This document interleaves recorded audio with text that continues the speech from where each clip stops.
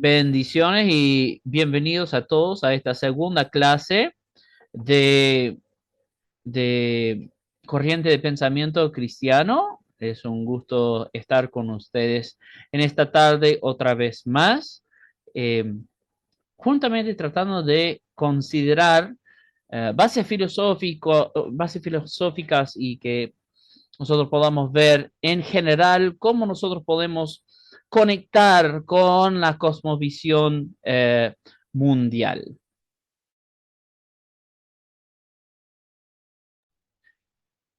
Nosotros estamos viendo en la tarea, desde la tarea del miércoles, que teníamos dos consignas. Primera consigna era una de lectura, que tenían que leer el manual, páginas 92 a 105, y también tenían que responder a dos preguntas que teníamos en la diapositiva 8. Ahora, esto todo se va a encontrar en el Classroom. Les había compartido la necesidad que ustedes todos se conecten al Classroom porque ahí van a recibir sus instrucciones y también van a poder entregar sus tareas. Si no lo han hecho hasta ahora, es necesario, por favor, que puedan hacerlo, porque de otra manera no tengo dónde recibir y ustedes no tienen dónde ver qué es lo que necesitan estar haciendo. Así que por favor, tener eso en cuenta. Pero antes de ir en la clase de hoy, vamos a revisar esa tarea. ¿Sí? Así que nadie ha recibido nota hasta ahora. Y eso es a propósito porque siempre cuando asigno una tarea o haya una prueba, el primer ítem de orden en la clase del siguiente día es revisar eso, ¿sí? Así que en primer lugar, quiero saber qué les pareció la lectura, si les duele la cabeza, si tenían que agarrar un diccionario, si tenían que usar el teólogo más prolífero de nuestros tiempos, el señor San Google,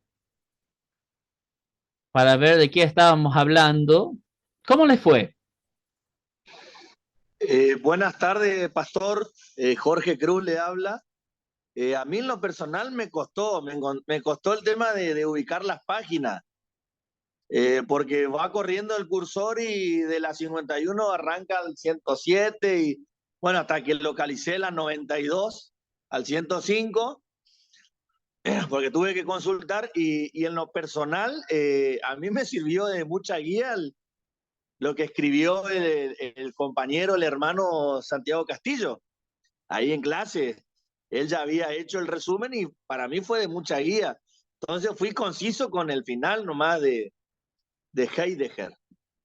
Pero me costó, me costó. Perfecto, perfecto. Cuando yo doy, en cuanto al manual, hay varias, es una recopilación de varios textos, ¿sí? Entonces, cuando yo doy la paginación, es de acuerdo con el archivo en el PDF, no de acuerdo con los números al final, porque van a tener un montón de páginas ahí, ¿viste? Claro, yo en lo personal estoy innovando en Classroom. O sea, Ya, empecé con el pastor Barúa y ahora esta sería mi... Entonces todo nuevo, estoy buscando, me decían en el claro. travesaño, y por ahí miro fecha y usted asignó tarea del 2022, no sé si es nuestra, si no es, pero bueno, estoy investigando recién, Ok, pero las cumplí con fechas. el tiempo. Perfecto, perfecto. No, eso culpa mía de no ser claro en eso de la paginación. Las fechas deberían haber sido cambiado, pero si todavía aparece 2022, bueno, ya lo voy a revisar. Eh, pero bueno, a mí me alegra que les está complicando, no porque me gusta complicarles la vida, sino cuando nosotros encontramos obstáculos y no sabemos cómo atravesarlos, ¿no? Eso muestra crecimiento, ¿no? Así que me alegro mucho que está y también que pudo utilizar las herramientas ahí de comentario de otro, ayudar a guiarse. Eso muestra también, como vos dijiste bien, ¿no? Innovación en cuanto a nuestro estudio. Bueno, mencionaste, citaste al hermano Santiago Castillo, que veo que está muy feliz por ahí, así que le queremos quitar un poco de esa felicidad que pueda compartir él. Un ratito, Santiago. Gracias por estar con nosotros. ¿Qué te pareció la lectura? ¿Qué te llamó la atención? ¿Hay algo en lo cual estás de acuerdo, desacuerdo? ¿Alguna inquietud? ¿Qué te pareció? Hola, Pastor, buenas noches. Buenas Sí, yo noches. estoy justo llegando del trabajo y por eso me estaba riendo un poco, que justo llego y lo engancho ahí en la clase. Yeah. Este, bueno, la lectura, bueno, a mí no me parece muy difícil porque yo más o menos, Jorge sabe, yo soy profesor de filosofía Ah, bueno, ya. y, y así que esos temas siempre los estoy Por leyendo. favor, más comentario en clase, Santi, ¿eh? Sí, y la vez pasada cuando quise comentar se me apagó el teléfono, todo, así que no había visto ahí que... Sí, justo estábamos Pero entrando en sí, el meollo del asunto de tu comentario y después dijiste, ay, se me cortó. Nosotros te podíamos escuchar, pero como se estaba apagando el celular, no podías continuar. Eh, claro, sí, sí, ese día. Pastor, Y bueno, como bueno, justamente por esa razón, me parece sorprendente también hablar de filosofía acá, ¿no? Que es algo teológico y introducirnos tan profundo en la filosofía, porque ese es un pensamiento bastante profundo, introducirnos de esa manera es bastante profundo. Y bueno, también, o sea, en cuanto a Aristóteles, lo que es la metafísica, eso me pareció importante porque, como lo comenté ahí en el Classroom, de que cómo Aristóteles realmente había interpretado lo que era la metafísica, aquella una de las ciencias primeras que la llamó, y también cómo fue evolucionando a lo largo de la historia. Por eso hice ese comentario nada más, porque me interesó mucho esa parte. Ujú. Así que bueno, fue bastante buena la lectura, bastante bueno sacar esas ideas y también poder compartirlas acá de que cómo un pensamiento tan racional puede entrar en nuestra fe, ¿no? Ujú. Entrar en la fe que nosotros tenemos, pensamientos de filósofos como Aristóteles, Platón, y personalmente creo que estamos muy relacionados con con ese tipo de pensamiento y de ese tipo de filosofía griega. Así que Latinoamérica está muy influenciado por ese pensamiento, no solamente en el área de la metafísica, sino también en otras áreas. Así que bueno, Pastor, y bueno, en cuanto a la lectura o al video que vimos del mito o la alegoría de la caverna, sí, también la idea de creer en esos dos mundos de que habla Platón, el mundo de las ideas y el mundo sensible. Por ahí el cristiano cree también en eso, en que hay un mundo más allá. No lo tomamos a la manera de Platón, que Platón cree que es un mundo anterior a nuestra existencia y que el verdadero filósofo debe tratar de traer esas ideas de allí, de ese mundo, para conocer realmente lo que es la verdad, y es lo que para nosotros es la revelación de la palabra de Dios, ¿no? Traer esa idea y ese pensamiento escatológico, ese pensamiento y revelación cristiana para nuestra realidad. Así que bueno, eso en cuanto a Platón también, que también nos centra también en lo que es la vida cristiana, porque también el poder ver la luz, como dice Platón allí, también es esa revelación que nos abre la mente y entendemos que Jesús es el Mesías, que no es algo fácil de comprender porque tiene que ser realmente una revelación de parte de Dios comprender eso. Así que bueno, hermanos, bendiciones. Ese es mi aporte por ahora. Bueno, muchas gracias, profe. Che, escúchame, el único que se divirtió con la lectura fuiste vos, me parece. Acá tengo mi secretaria, que es mi esposa también. Tengo un profesor de filosofía en la clase esta noche, así que... Pastor, sí, Jorge. sí, yo quiero sumar a lo que estaba hablando el hermano Santiago, por ejemplo, en lo que me pasó a mí personalmente. Yo vengo del catolicismo tradicional, eh, todo muy mecánico. Me convierto al evangelismo y, y como todo convertido empiezo a hacer preguntas.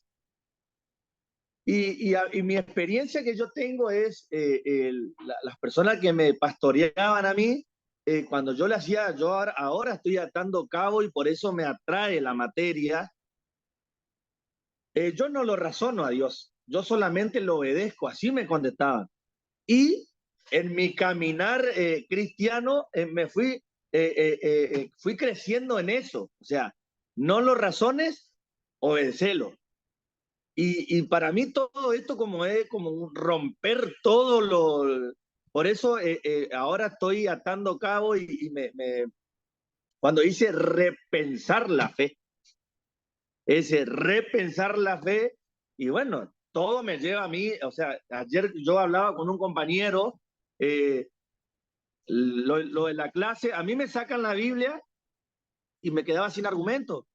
Y cuando inicia la clase y dice, vamos a responder sin la Biblia, wow. Eh, y ahora me pongo a leer de Platón, de la metafísica, de esto, de lo otro, y digo, ¿cómo no hago una materia por mes nomás? Es muy importante y ese es el ímpetu de la clase, que nosotros tengamos las herramientas necesarias para que nosotros podamos no solamente descansar en la Biblia, aunque sabemos que es nuestra fuente principal y sobre eso está construido todo lo demás, no es que nosotros vamos a estar hablando siempre con cristianos. Y la idea es que no Claro. hablemos siempre con cristianos. Porque si solamente estamos hablando con cristianos y solamente estamos hablando la Biblia, entonces no estamos haciendo la tarea tan importante y fundamental del cristianismo que es el evangelismo, ¿no? Claro, lo que a mí me llama mucho la atención es la palabra que utilizaba Santiago, el del razonamiento. Y, y en la comunidad evangélica, medio que cuando hablamos de razonarlo a Dios, es como entrar en un terreno donde hacemos preguntas o queremos cuestionar, y entonces no. A Dios se lo obedece nomás. Entonces ahí como que se pone un límite y no. Y depende también del sabor de evangelicalismo, que es lo cual estamos Claro. hablando, ¿no? Pero como pentecostales, es verdad, si nosotros estamos haciendo autocrítica y autorreflexión, nosotros históricamente desde el movimiento de fundamentalismo somos antiintelectuales, ¿no? Entonces, aún de estar en un seminario, aún pensando teología, fue pensado por mucho tiempo como antiespiritual, ¿no? Y ahora tratar de abrir el abanico a decir, ok, pensemos cómo hablamos a la persona acerca de Jesús sin la Biblia. Pero quiero decirles, y esto vamos a ver esta noche, que eso no empieza con nosotros. De hecho, tenemos ejemplos bíblicos de Pablo haciendo exactamente lo que estamos intentando hacer aquí en esta materia. Así que me anima mucho, hermano Jorge, que está interesado en la materia y que le está ayudando. Esa es la idea. Bueno, alguien más, una participación más. Pastor, Hermana yo, Elsa, Elsa, sí, pastor. En bendiciones. cambio, a mí, bendiciones y buenas noches a los hermanos que están. Sumado voy a sumar algunas ideas a lo que dijeron los hermanos. Para mí el texto fue claro, nada más que tenía sus características específicas. Es un texto explicativo, muy específico, muy disciplinar. Pero la lectura a mí también me costó ubicar, como decía el hermano, el texto en ese contexto del manual, ¿no? Pero la lectura me resultó densa. ¿Pero por qué? Por la profundidad que presenta el autor en el desarrollo y tratamiento de la temática. Es un poco complejo, sí, su contenido, por los detalles que él presenta en cada idea, y también por el uso de un vocabulario técnico muy particular, por ejemplo, como ente, ser, fin último, esencia, sustancia. Resalta, ¿no es cierto?, también todos los aportes, las posturas y pensamientos de los representantes de la filosofía, que en algún momento se habló de ellos, lo leímos o lo conocimos en los procesos de cursadas que tuvimos en la formación, como es el pensamiento de Platón, Aristóteles, Sócrates, que son los representantes de la filosofía griega, ¿no? Y otros que formaron el grupo de los llamados presocráticos en el tratamiento y que participaron en el tratamiento de problemas de la realidad, tanto teórico como práctico, como lo vemos, ¿no? A través de la reflexión, la interpretación y el ejercicio de la razón. Y se considera útil estos aportes en conocimientos, porque nos ofrecen las visiones, las herramientas y formas que nos pueden hacer llevar una vida mejor, más consciente de nuestros pensamientos, de nuestras ideas, de nuestros razonamientos y también de las emociones, más serenas y también a tener una actitud más serena ante lo que se viene, ante el devenir de la vida, ¿no? Eso pude ver en cuanto a la lectura, pero también tuvimos las preguntas que resalto, ¿no es cierto?, la visión de Platón con respecto a la relación que establecía con el ministerio, ¿no? La visión de Platón sobre el conocimiento y la educación. Para él, el conocimiento real es distinto al del mundo aparente. La verdad que el contenido que tiene este mito es muy amplio. Si uno lo analiza de distintos puntos de vista, teniendo en cuenta todos los elementos que intervienen en ese mito, podemos sacar muchísimo contenido. Pero yo me limité a expresar lo siguiente, ¿no es cierto?, con respecto al pensamiento de Platón. Y a través de esta alegoría explica cómo guiar a las personas al verdadero conocimiento, al mundo de las ideas, ver las cosas como son en realidad, liberándola de las ataduras de la caverna, en sus percepciones y confusiones, que son representadas por las sombras allí, ¿no?, del mundo físico, donde ellos conciben. Pues es necesario salir de allí y enfrentarse a la luz del sol, que recién estábamos hablando de la relación que podemos ver desde el punto de vista teológico, ¿no? La luz del sol simbolizado en la hoguera, ¿no?, como fuente del bien y la verdad, y ver lo que en realidad existe. Entonces se consigue, dice él, el verdadero conocimiento. Y también había una pregunta: ¿con quién nos identificaríamos? Y yo me identificaría con el prisionero, que es una metáfora, ¿no?, de la condición de las personas. Con ese prisionero, pero ya libre, que logra ascender, avanzar, salir del exterior al mundo de las ideas y adquiere el verdadero conocimiento. Entonces, ahí siente el deber de compartirlo, como estábamos diciendo, ¿no es cierto?, de llevar al otro, lo que también explica las ideas del bien. Así, este prisionero que escapa pasa de la ignorancia a través del proceso, tal cual como lo cuenta el texto, ¿no? Escapa, pasa de la ignorancia al conocimiento real, verdadero. Eso es lo que yo puedo aportar y decir con respecto a la tarea y a lo que pude leer y las ideas que pude traer de allí para compartir en la clase. Muy bien, hermano, muchas gracias por su participación. Miren, la idea justamente que ustedes estén luchando en cuanto a, bueno, tal vez no fue tan difícil, pero hay términos técnicos que hay que buscar, que hay que relevar a ver si estamos entendiendo bien, porque solamente porque yo entiendo lo que significa el verbo ser, o la frase nominativo ser no significa que en la filosofía yo entiendo qué significa el ser, especialmente si nosotros estamos hablando desde una perspectiva de filosofía clásica versus postmoderna, que nosotros podríamos fechar desde 1927 con Heidegger, Ser y Tiempo, ¿no? Cuando nosotros estamos viendo estos términos y hay que luchar contra ellos, yo prefiero que tengan esa lucha en la lectura. ¿Por qué? Pueden pausar, pueden buscar, pueden investigar.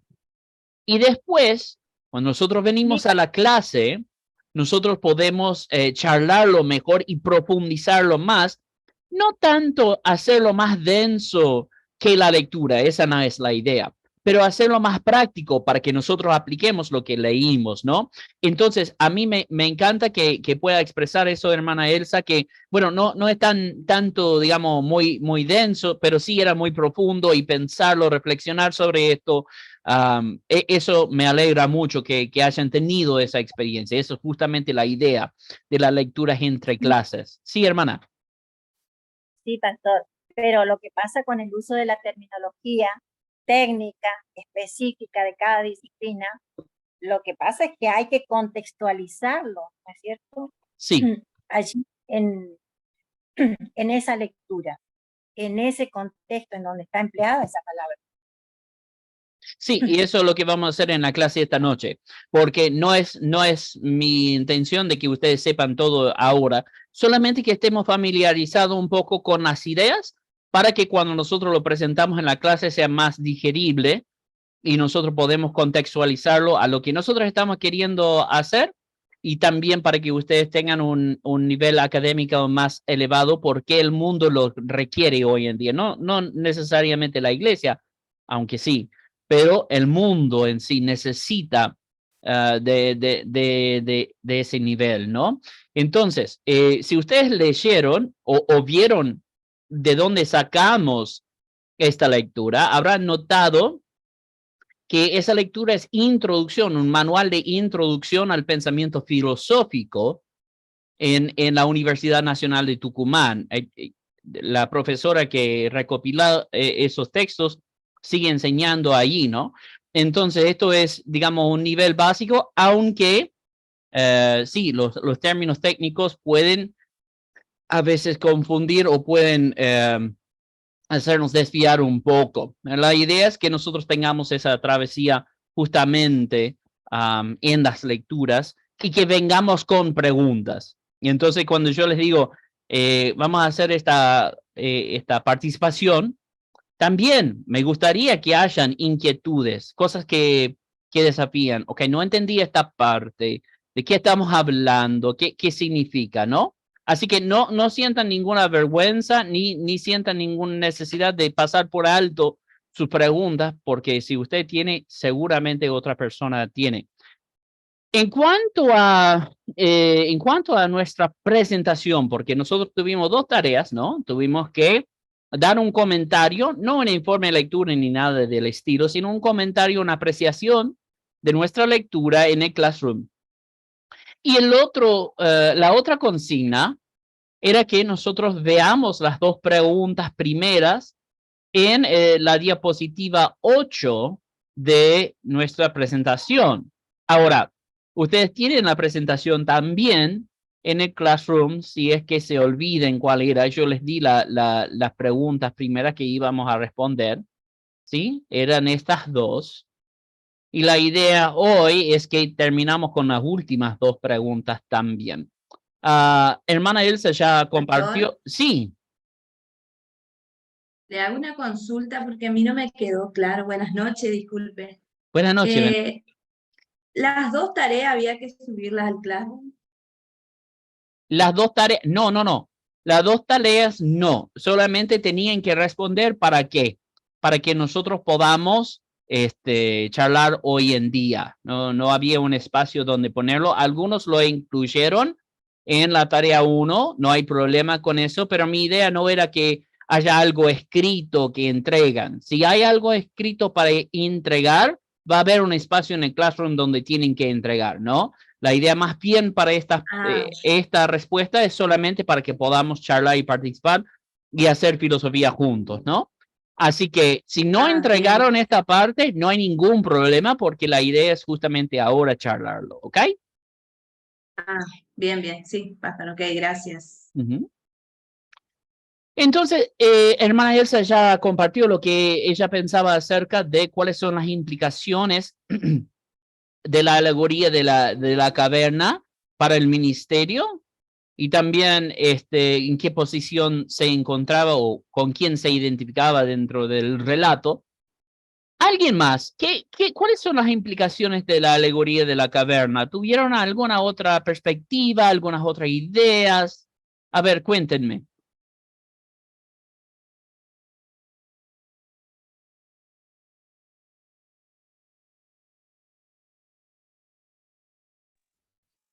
Buenas noches, hermano. Alderete le Bendiciones, habla. hermano. Hola, hermano Javier, bendiciones. Bendiciones.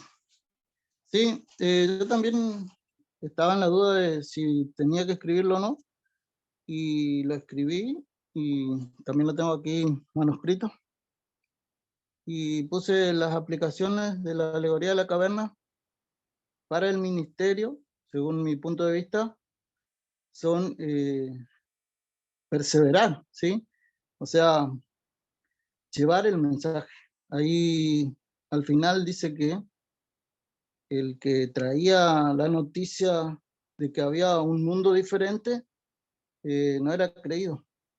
Muchas veces pasa en el ministerio, muchas veces sucede que parece que nuestro trabajo no da fruto, pero perseverar es, creo yo, una de las aplicaciones que se puede sacar de esta alegoría.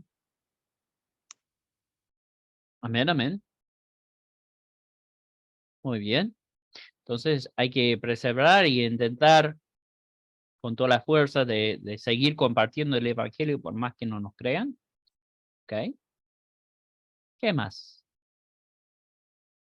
Bueno, yo lo llevé al plano espiritual y bueno, yo lo había escrito, por eso no sabía, estaba como el hermano, no sabía si se enviaba o no. Bueno, se relaciona desde el sentido figurado en el que nos encontramos como encadenados dentro de una caverna cuando estábamos con una vida sin Cristo. Vivíamos prisioneros del pecado, de esa vida antigua, pero cuando llega Cristo, ahí nos libera de toda atadura, ¿sí? De la antigua vida, y es allí donde inicia un nuevo camino la persona hacia el verdadero conocimiento de la verdad, y ahí se va desarrollando ese crecimiento de la persona, y eso lo lleva a pasar de la ignorancia al conocimiento. El prisionero liberado siente el deber de compartir con otros lo que él vivió. Y en cuanto al ministerio, lo puse yo, porque no sabía cómo relacionarlo, pero esto es lo que se me vino a mí, es que el preso liberado es el que está tratando y ayudando al otro a alcanzar el conocimiento de la realidad, de lo real, ¿no? Y bueno, y desde el segundo me identifico con el prisionero liberado, porque hallé el verdadero conocimiento de la verdad, que es Cristo, y bueno, y uno va camino tratando cada día de adquirir ese conocimiento pleno cada día en la vida del cristiano, a través de la palabra, de las capacitaciones que uno va adquiriendo en la vida, ¿no? Así lo hice yo. Perfecto, hermana. ¿Y usted se identifica entonces con el esclavo liberado? Ajá, sí, sí. Perfecto, perfecto. Me parece genial su análisis. ¿Alguien más? Una participación más y ya vamos a las segundas dos preguntas.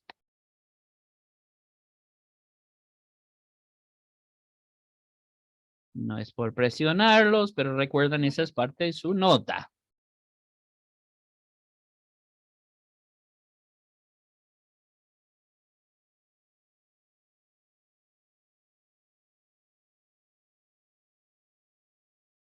Nadie.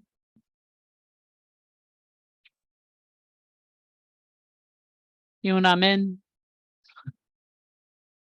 ¿Quién vive? Ah, nadie. Ok. Muy bien, bueno. Ahora, nosotros tuvimos un video que vimos que resumió el contenido de la alegoría de la caverna, pero no tomamos tiempo en clase para leer esa alegoría, aunque en el manual que ustedes tienen en Classroom es, y yo les mostré la clase pasada, es la primera entrada a esta alegoría, creo que son 2 páginas y media, es muy cortita la lectura. No sé si alguien tuvo tiempo para revisar esa lectura para ver si estaba entendiendo bien o no, porque uno de los temas de los resúmenes es que perdés algunas cosas, especialmente cuando nosotros estamos hablando de alegorías, porque cuando hablamos de alegorías, vos podés simbolizar en una alegoría casi todos los sustantivos que hay, es decir, todas las cosas, tanto el sol como la luna, como el lago, como la fogata o la hoguera, como las imágenes que están pasando por encima de la pared, donde en lo cual ellos están sentados, las sombras en sí, la luz, todo esto se puede simbolizar. ¿Alguien pudo leer el texto? No fue consigna, así que si no lo hicieron, no, obviamente no está penalizado eso. Es solamente para decir que, para que nosotros tengamos un mayor entendimiento. Eso nos va a ayudar en cuanto a estas otras 2 sentidos. Porque lo que vemos en la caverna es que tenemos un esclavo liberado de las cadenas. No sabemos cómo, pero en algún momento él es liberado. Y lo primero que hace es que se da la vuelta. Recuerden que ellos estaban atados de manos y pies y su cabeza para que no se pudiera mirar ni a la derecha ni a la izquierda. Entonces, lo primero que hace es se da la vuelta y se da cuenta que hay otra realidad que solamente las sombras proyectadas. Ve que hay algo detrás de lo que él vio que era solamente una proyección. Es decir, su realidad no era real. Era una proyección de realidad. Ahora, yo voy a regresar a esta imagen para que nosotros podamos visualizarlo. Esto se llama anacronismo, o sea, es una depicción moderna de lo que podría ser una caverna hoy o en este tiempo moderno, ¿no? Acá tenemos los esclavos sentados. Acá tenemos la pared. En vez de una hoguera, tienen una luz de escenario. Y acá tenemos un escenario donde pasan las personas. Entonces ellos escuchan su voz y ven las sombras. Bueno, la idea es igual, más o menos, ¿sí? Mi pregunta, esto de la proyección acá, esto es lo que ellos definían como realidad hasta que el esclavo es liberado. Lo primero que hace es dar vuelta y ve este escenario. Ahora, mi pregunta, ¿es este escenario la realidad? ¿Qué piensan?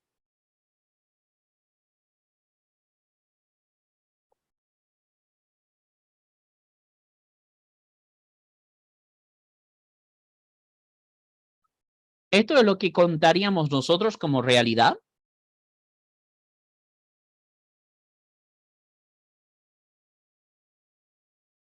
Miren, yo tengo un termo lleno. Tengo algunas facturas acá que son muy ricas y tengo 1 hora y media. Es sí o no, nada más. ¿Qué piensan? Hermano, Sí. hermano, Javier le habla otra vez. Hola, Javier. Sí, a mí me deja pensando la figura del sol, Ajá. sí, como que hay algo más. Hay algo más. Y también si uno lo toma espiritualmente, habla de la ignorancia, el conocimiento que adquirimos viniendo a Cristo y siendo iluminados por Cristo, Pero aún teniendo ese conocimiento, el Señor nos dice que hay una vida más allá. Ok, muy profundo y muy correcto, Javier. Lo que estamos viendo acá, este foco sería semejante a la hoguera de Platón, que causa la proyección sobre formas que proyectan las sombras sobre la pared. Eso quiere decir que el esclavo que creía que las sombras eran realidad, se da vuelta y se da cuenta que las sombras no eran realidad, solamente eran proyecciones de las formas que estaban arriba en la pared. Pero tampoco, aun con esta nueva revelación, llámese esto la nueva vida en Cristo, esto tampoco es realidad. Estos solamente son formas que él puede ver a través de esta luz. Pero ahora mismo yo tengo un foco semejante arriba de mi cabeza. ¿Esa es luz real? ¿Qué dicen?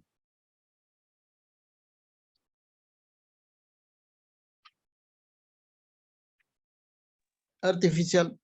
Es artificial, no es real.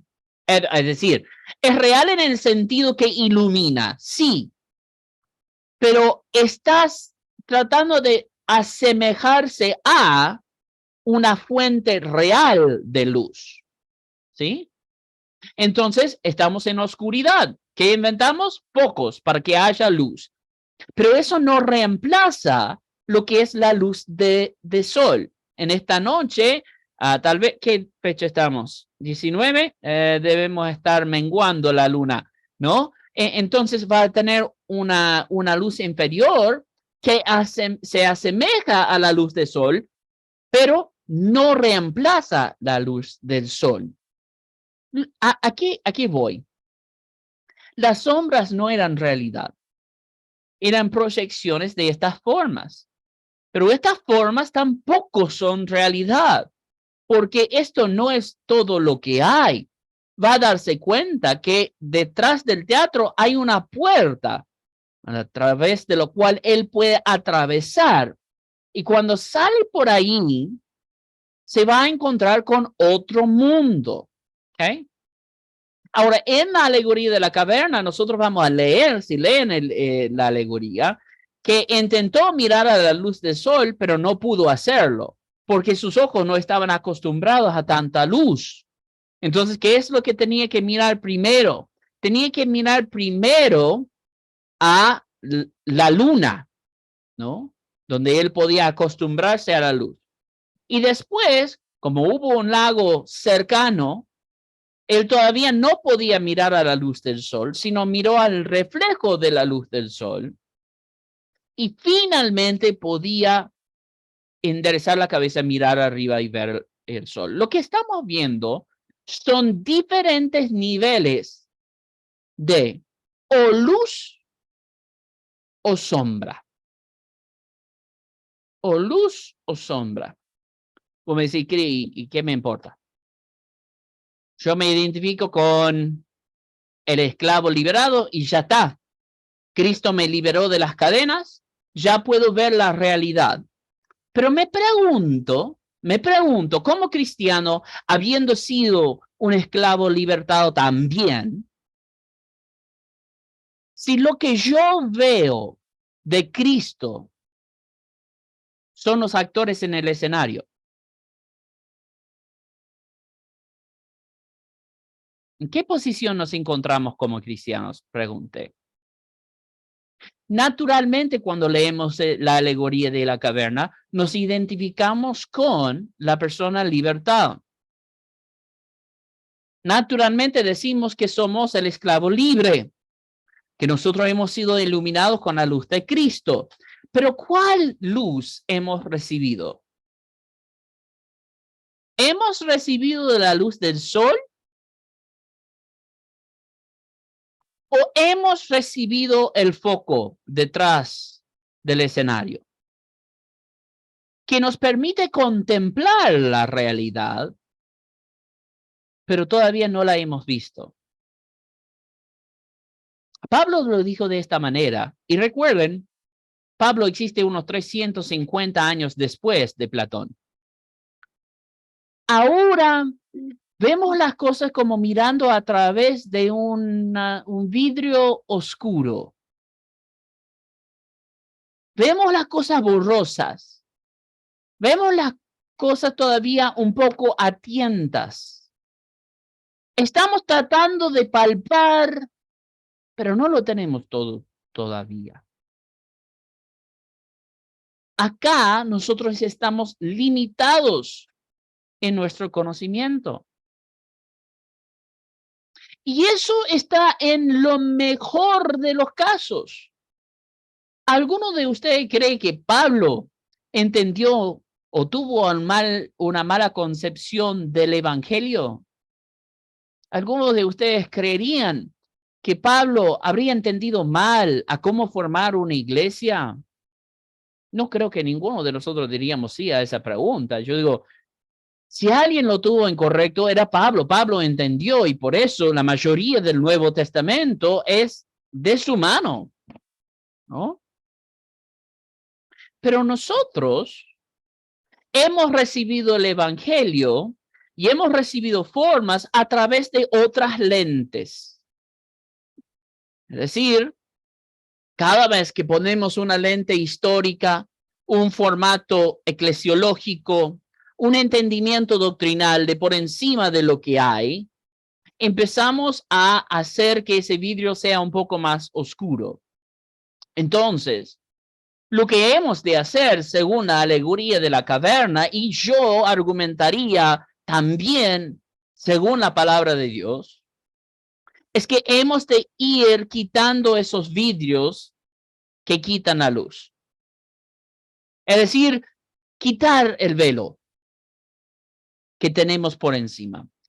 Y es muy difícil quitar el velo cuando nosotros no somos conscientes de que existen velos que nos están bloqueando la luz.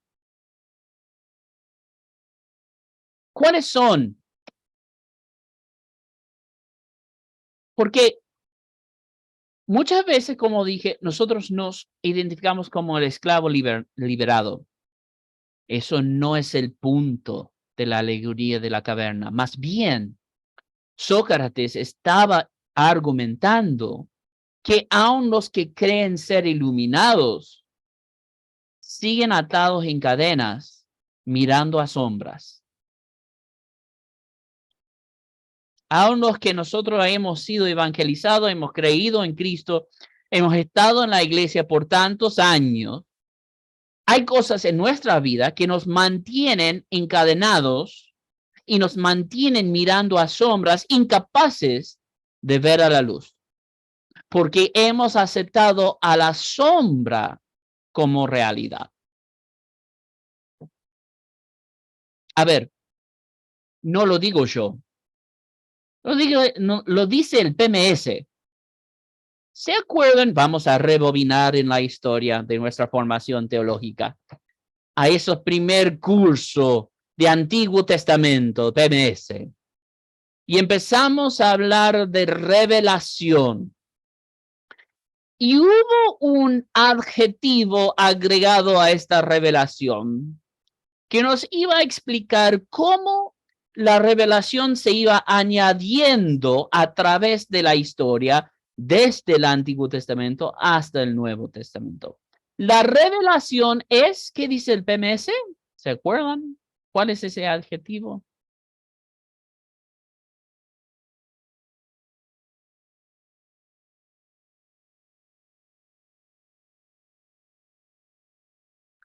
La revelación es acumulativa. Es acumulativa. Es decir, la revelación que experimentamos en el Antiguo Testamento es una revelación inerrante y perfecta. Sin embargo, es incompleta. Es decir, a través de la historia, Dios iba agregando más revelación para que nosotros tengamos un cuadro completo. ¿Sí? Entonces, yo digo siempre, y yo me enfoco en el Antiguo Testamento, acá en esta región, Yo digo siempre, no se puede entender el Nuevo Testamento sin la lente del Antiguo Testamento. Hay un montón de cosas que vamos a perder en el Nuevo Testamento si no hemos leído el Antiguo Testamento. Y no se puede confiar completamente en el Antiguo Testamento sin la interpretación neotestamentaria. Es decir, lo que dice Isaías 53 no tiene sentido si nosotros no vemos el sacrificio de Jesús. El uno complementa al otro. Y a través de nuestras vidas, nosotros vamos leyendo la palabra de Dios. ¿Y qué es lo que acontece? He leído la palabra de Dios, qué sé yo, ¿sabes? 7 veces, 8 tal vez en mi vida. Y cada vez que voy leyendo, el Espíritu Santo saca a luz nuevos conceptos que no había entendido anteriormente. Es decir, aunque yo tenga la copia completa de toda la revelación divina de Dios en la Biblia, no tengo toda la revelación de Dios. Voy aprendiendo, voy sacando cadenas, voy girando la cabeza, viendo la luz de vuelta. Entonces, cuando este esclavo liberado regresa a la caverna, hay una gran pregunta que deberíamos hacernos, que Platón no nos dice. ¿Cómo explicó la realidad fuera de la caverna a los que estaban encadenados?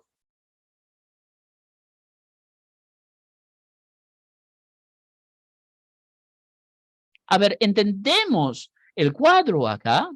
Estos esclavos nunca han visto ni siquiera una forma de la realidad, solamente la proyección de la sombra de la forma de la realidad. Entonces tenemos muchos niveles de conocimiento que ellos no tienen, que este esclavo liberado sí tiene. Entonces regresa y empieza a explicar. Empieza a hablar. ¿Y cómo habla? Well, I'm sure that he didn't start speaking in another language like I am now, but what he was saying was exactly the same thing. Me pregunto si habría sonado así.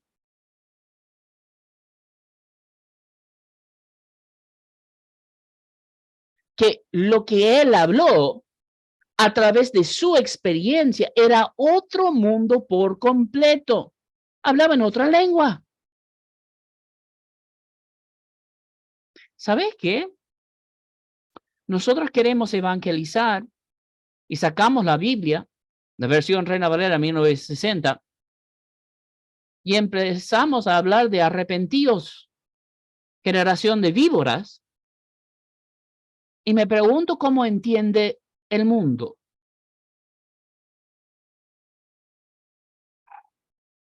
Y creo que a veces, nosotros estamos encadenados por falta de conocimiento y a veces somos encadenados porque no sabemos explicar al mundo de la realidad a personas que viven en sombras.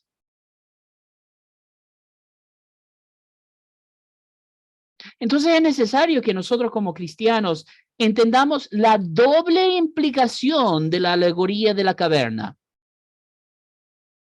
Nosotros no solamente somos los liberados, también somos encadenados.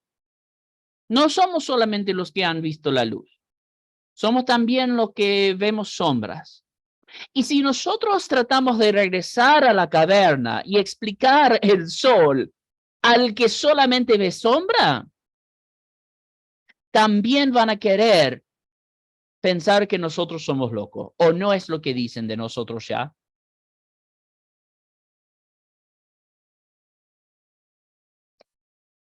Entonces necesitamos aprender a hablarles La idea es usar herramientas con las cuales el mundo está familiarizado. Usar las sombras para explicar la luz. Y puedo decir, ¿cómo voy a usar la sombra para explicar la luz? Y claro, ustedes ven una sombra acá de mi rostro, de mi cabeza. La única razón por la cual ven una sombra es porque hay una luz arriba. Entonces, no estamos hablando de cosas que no tienen relación. Claro que tienen relación. Yo no soy experto en filosofía ni en ciencia. Ok, nadie pide eso, pero que tengamos unas bases a través de lo cual nosotros podemos girar la cabeza, donde no vamos con el sol directamente porque nadie nos va a entender. Encontremos un punto en común primero, y esto se llama método sintético. El método sintético es básico, no es algo de gran nivel. Si vos estás casado o casada, o si vos tenés hijos, usás el método sintético todo el tiempo, todos los días. Hasta en el almuerzo, usás el método sintético. ¿Qué es el método sintético? Tenemos una tesis y tenemos su contraparte, la antítesis. Una postura y algo contraria a esa primera postura. Y lo que busca hacer el método sintético a través del diálogo y el acuerdo es encontrar una posición que satisface las dos partes. Y la resolución entre la tesis y su contraparte, la antítesis, es síntesis. ¿Okay? Entonces, en el almuerzo, Santiago quería unos fideos con tuco y decía, pucha, hace 1000 años que no como fideos con tuca. Y su esposa dijo, no, yo quiero carne al horno. ¿Okay? ¿Entienden por qué usamos tesis y antítesis todos los días? Todos los días usamos esto. Pero la idea es encontrar algo en común entre esas dos partes, donde ambos pueden ser satisfechos. Si lo que realmente quiere Santiago no tal vez sea fideos con tuco, sino quiere una comida que no ha comido en mucho tiempo, y la esposa quiere carne al horno, pero no necesariamente tiene que ser al horno, quiere algo sustancial con carne, tal vez puedan hacer un asado y tenemos una comida que tal vez no haya comido mucho tiempo y tiene carne. ¿Okay? Eso sería una síntesis del almuerzo de Santiago. ¿Okay? Nosotros necesitamos hacer lo mismo en la vida real como herramienta misiológica. Necesitamos saber cuáles son nuestras posturas y cuáles son las posturas del mundo y encontrar un punto en común donde nosotros podemos compartir el evangelio. Es decir, partir desde las sombras para explicar la luz. Y no es algo ajeno al cristianismo. Esto no es solamente algo filosófico. Lo vemos en Hechos capítulo 15. Los primeros cristianos lo hicieron. Hechos capítulo 15, versículo 19 a 22. ¿Alguien me lo puede leer, por favor? Hechos 15, 19 a 22.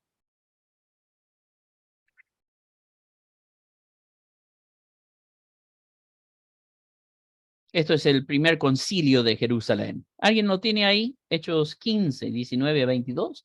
Esta es la resolución de ese concilio. Leo, pastor. Amén. Adelante. Los que no son judíos han decidido ser seguidores de Dios. Yo creo que no debemos obligarlos a obedecer leyes innecesarias. Solo debemos escribirles una carta y pedirles que no coman ninguna comida que haya sido ofrecida a los ídolos, que tampoco coman carne de animales que hayan muerto ahogados, ni carne que todavía tenga sangre. Además, deberán evitar las relaciones sexuales que la ley de Moisés prohíbe.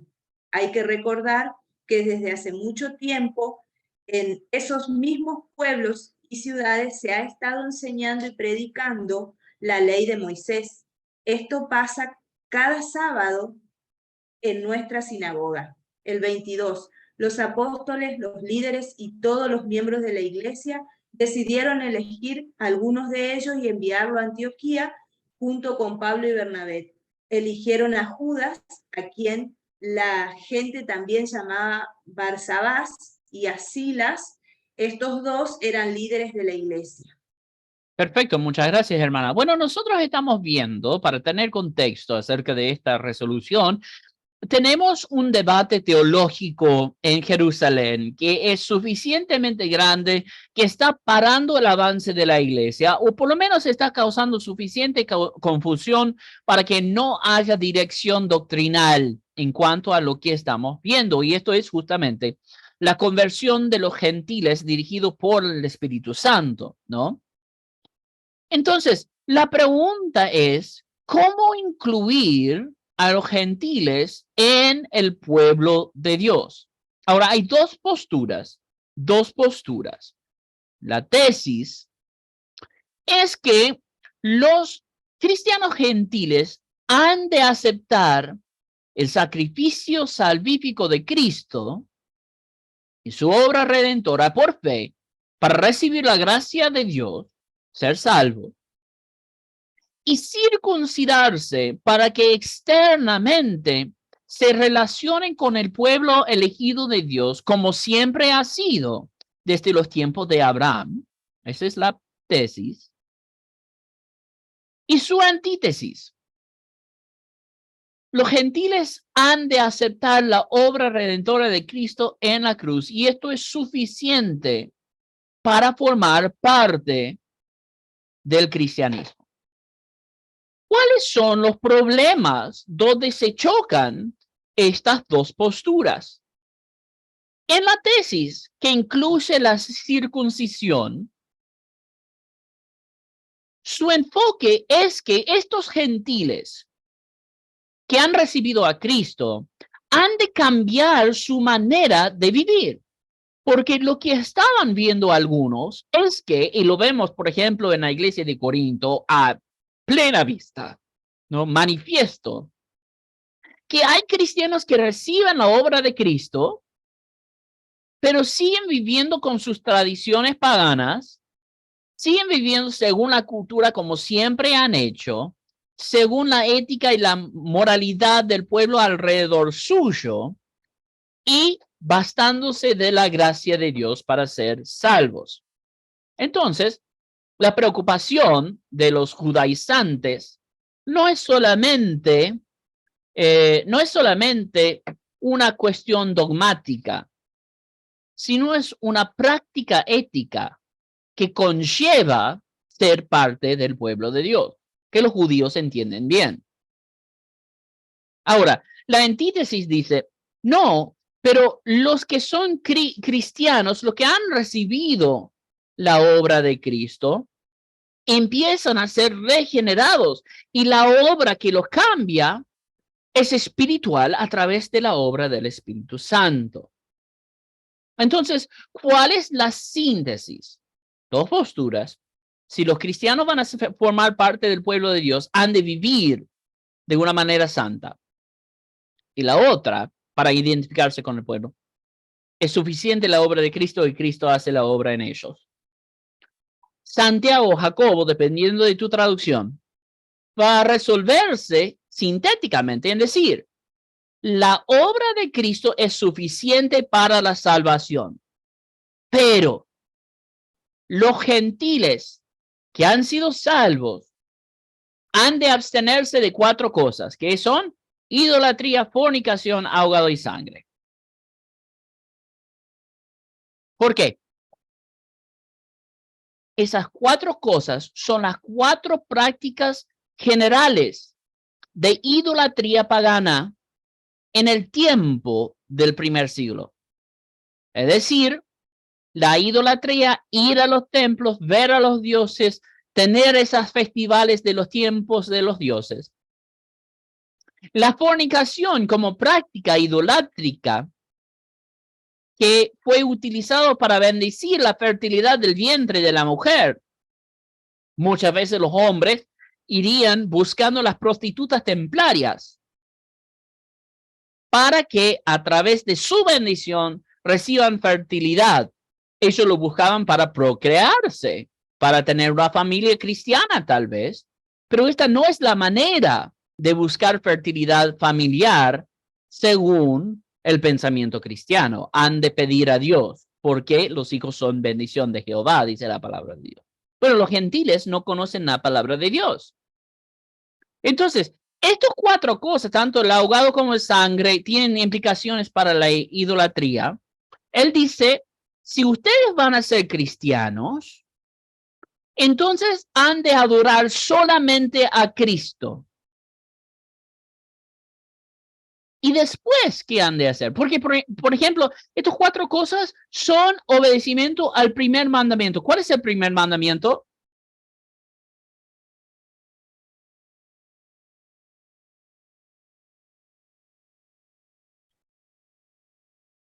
¿Cuál es el primer mandamiento? Amarás al Señor tu Dios. Amar a Dios sobre todas las cosas. Ok, eso es una interpretación hermenéutica de Cristo acerca del primer mandamiento, pero no es el primer mandamiento. ¿Cuál es el primer mandamiento?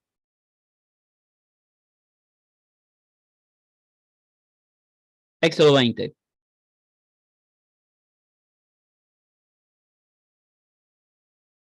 ¿Qué dice?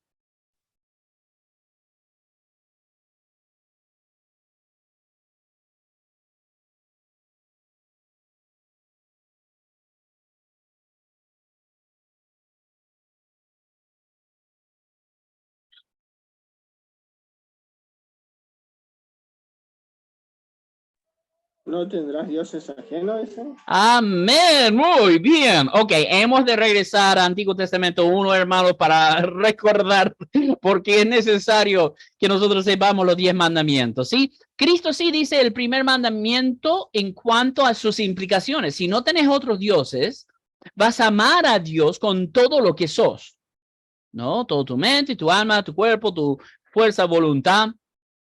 Pero eso es lo que está diciendo Jacobo a estos nuevos creyentes gentiles.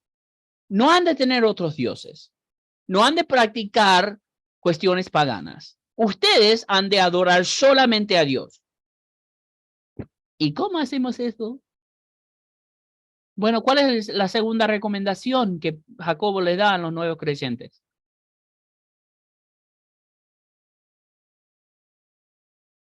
¿Qué dijo Hechos 15? 20 y 21. Bueno, 20 son las prohibiciones, 21. Porque Moisés ha tenido quien predique de él en todas estas ciudades, en las sinagogas, todos los días de reposo. ¿Qué es lo que está diciendo? Ok, cristianos nuevos, ustedes han recibido la obra salvífica de Cristo, han hecho bien, son parte del pueblo de Dios. Ahora, aprendan a vivir según lo que dice la palabra de Dios. Apártense de sus prácticas pecaminosas y vayan al culto para aprender acerca de la palabra de Dios. Eso es lo que está diciendo. Está dando un curso de noticias importantes acá. ¿Eh? Nuevos creyentes, suficiente la obra de Cristo para que ustedes formen parte del pueblo de Dios, pero su vida ha de estar de acuerdo con su creencia, ¿no? Entonces hacemos una síntesis. No es necesaria la circuncisión para formar parte de Cristo, para formar parte del pueblo de Dios. La obra de Cristo nos cubre con su sangre y nos perdona, y eso nos introduce en el pueblo de Dios. Pero sí han de practicar su fe. Y vamos a ver este pensamiento exegéticamente explayado en su epístola de Santiago. La fe sin obras es. Espacio, ¿qué dice? La fe sin obras es. Muerte. Muerta. Entonces, no hay una fe real si no hay una práctica conllevado con esa fe. ¿sí? Vemos cómo funciona la tesis, antítesis y síntesis. Bueno, eso con cuestiones de la Biblia, pero en el cristianismo del primer siglo no es el único ejemplo que vemos de tesis, antítesis y síntesis usando cuestiones bíblicas, porque eso es lo que vimos en Hechos 15. Pero en Hechos 17, 2 capítulos después, nosotros vemos otro método sintético, misiológico. Cuando yo les hablo acerca de usar las sombras para hablar de luz, esto es lo que hace Pablo. ¿A dónde se fueron esas cartas? ¿Se acuerdan? ¿A dónde se fueron esas cartas de las recomendaciones de Jacobo? ¿Se acuerdan? ¿A dónde la mandó en versículo 22 de Hechos 15?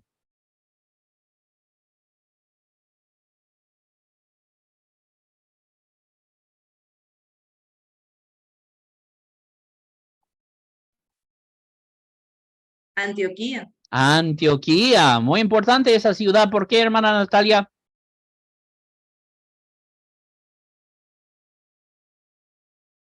Porque ahí nacieron los primeros cristianos. Ok. ¿Y quién más sale de ahí?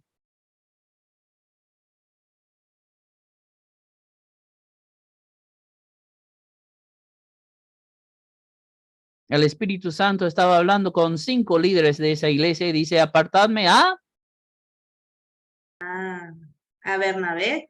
Y a Pablo. Pablo. Exactamente. Exactamente. Entonces, esas instrucciones, las cartas llegan a Antioquía y Dios aparta a Bernabé y a Pablo para que ellos vayan y entreguen estas cartas en muchas ciudades. Bueno, eso es una de las razones principales que nosotros vemos en el primer viaje de Pablo. ¿Ok? Pero en Hechos capítulo 17, él se encuentra en Atenas, en el Areópago. El Areópago es un centro comunitario del polis de esta ciudad donde discuten cuestiones de filosofía, religión, ciencia, academia, cómo han de formar pedagógicamente a la juventud, ¿no? La política, cómo han de formar esta ciudad-estado, todas las nuevas ideas. Y ese Areópago es rodeado a su alrededor con estatuas de dioses que protejan esa actividad. Y ahí entre esas estatuas había uno que era para el dios desconocido. Desconocido. Ahora, nosotros acabamos de leer el primer mandamiento. ¿Cuál era?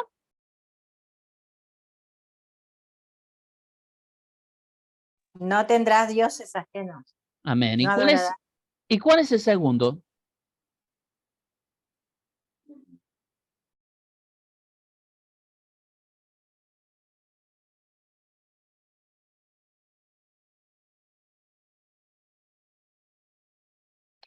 ¿Alguien se acuerda cuál es el segundo mandamiento?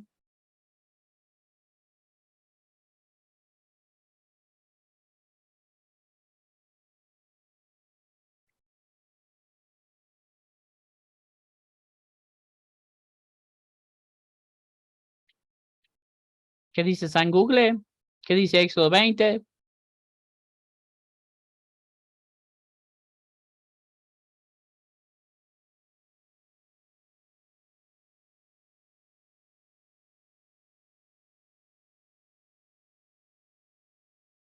¿Nadie se acuerda? ¿Qué dice? ¿Cuál es el segundo mandamiento? No hagan ¿No ídolos ni tendrás imágenes. por falso nombre de Dios? Ok, entonces el primero es no adorarás a ningún otro Dios, no tendrás dioses ajenos. Y el segundo es no harás ninguna imagen, ninguna cosa bajo el cielo para inclinarte delante de ellos. Ok, Pablo como judío, fariseo de la tribu de Benjamín, entra en el Areópago. ¿Y qué es lo que ve? Un montón de idolatría, dioses ajenos por todos lados y estatuas a esos dioses ajenos por todos lados.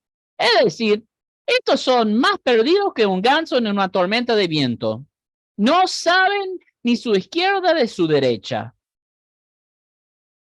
Ahora, Pablo podría haberles dicho, ustedes son una manga de pecadores y van todos al infierno. ¿Habría tenido razón en eso? Sí, ay. Sí. ¿Habría ganado a alguien para Cristo haciendo eso? No, nadie. Entonces, lo que hace Pablo es justamente esto, el método sintético. Él tiene su tesis y está viendo su antítesis delante suyo. Entonces, ¿qué hace? Busca un concepto de Dios en medio del paganismo. Quiere compartir el evangelio, pero no abre una Biblia. Él mira a las estatuas hechos en imágenes para que las personas se inclinen delante de ellos, adorando a otros dioses, haciendo paganismo por completo. Pero ¿qué es lo que ve? Él les dice a los de Atenas, les dice, yo veo sobre todas las cosas que ustedes son hombres muy, ¿qué? Muy religiosos. ¿Y qué es lo que encontró que hablaba acerca de Dios? Encontró el temor a Jehová, al Dios desconocido. Al Dios desconocido. ¿Por qué tenían eso? Porque no querían ofender a ningún Dios. Tenían a Dios delante suyo, sabiendo que era mayor que ellos. Y dijo, no, no, no, no. Si hay un Dios que hemos olvidado o que no sabemos, no queremos ofenderlo. Entonces, hagamos una estatua para cubrirnos, para que no se ofenda y nos destruya. No, no, no. Pablo desde ahí parte y empieza a compartir el evangelio. De este Dios desconocido que ustedes tienen acá, yo he venido a predicar. ¿Y saben lo que usa? No usa la Biblia. ¿Saben que la Biblia cita la filosofía? Es justamente acá en Hechos 17, a los presofistas. Y un término que nosotros usamos como si fuera la gloria de Dios. Él dice, sus propios poetas han hablado de él. Y la palabra poeta es profetes, o los profetas de los griegos han hablado desde Dios desconocido. En él somos, movemos y tenemos nuestro ser. ¿Okay? Esto es filosofía griega presocrática.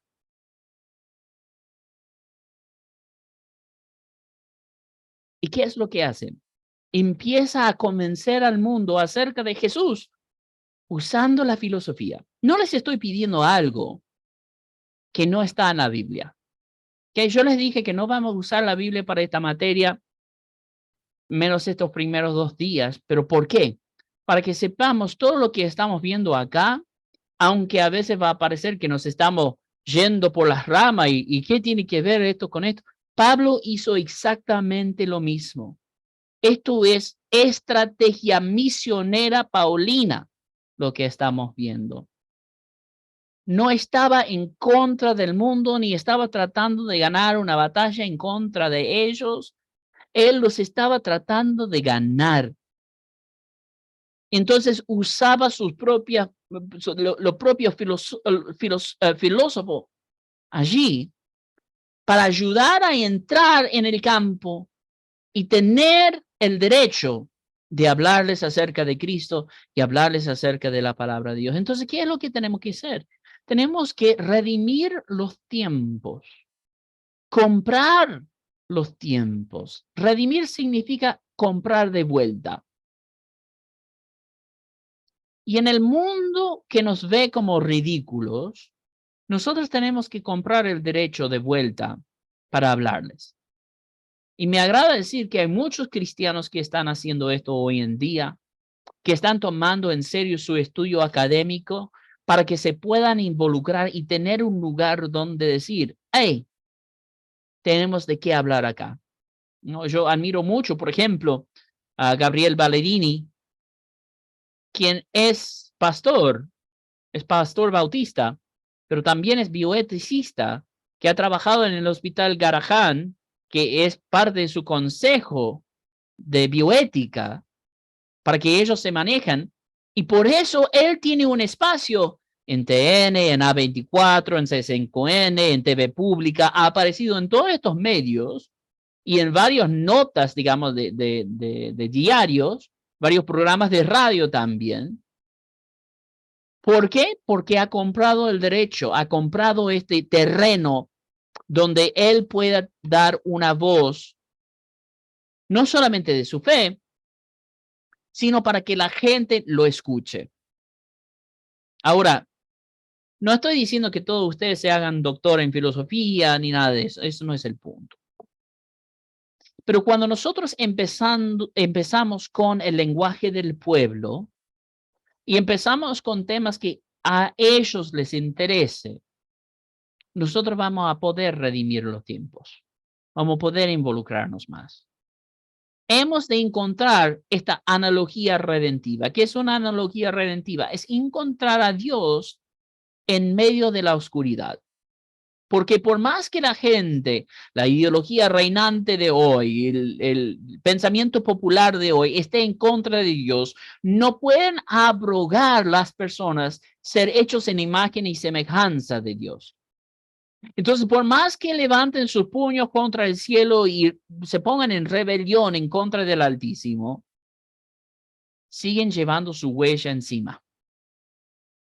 Hemos de buscar su huella y relucirla para que ellos vean, aun vos mismo, con tu propio testimonio, por más que digas que Dios no existe, hablas de Él en todo. Y esto es el pensamiento. ¿Cómo hemos de hacerlo? ¿Cómo hemos de hacerlo? Recuerden, como había dicho en la clase anterior, que nosotros solamente tenemos 2 horas. Así que yo no estoy dando descanso en 2 horas. Si ustedes necesitan ir al baño, tomar agua, poner pava, háganlo con libertad, no hay problema. En la parte que faltan, bueno, pueden mirar la grabación después, ¿ok? ¿Cómo hemos de hacerlo? Hemos de involucrarnos y ver cómo charlamos con estas personas. Y usualmente hay 2 maneras principales y esas 2 maneras principales tratan en realidad acerca o de la física o de la metafísica. Y eso es lo que vamos a ver para el resto de esta primera parte de la clase. Esta pintura es la Academia, pintado por Rafael. Es una pintura muy famosa y especialmente para aquellos que han estudiado o artes liberales, filosofía, ciencias humanas, sociales. Seguramente habrán visto esto. Pero todas las personas que aparecen acá en esta pintura son o filósofos o científicos o poetas. Ahora, las personas en el centro es el enfoque de esta pintura, la academia. ¿Pueden adivinar quiénes son? ¿Quiénes serían los que forman el pensamiento académico griego filosófico? Ustedes ya habrán leído acerca de ellos 2.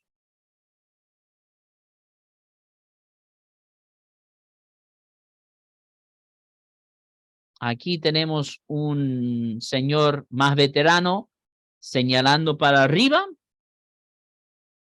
un señor más joven señalando para abajo.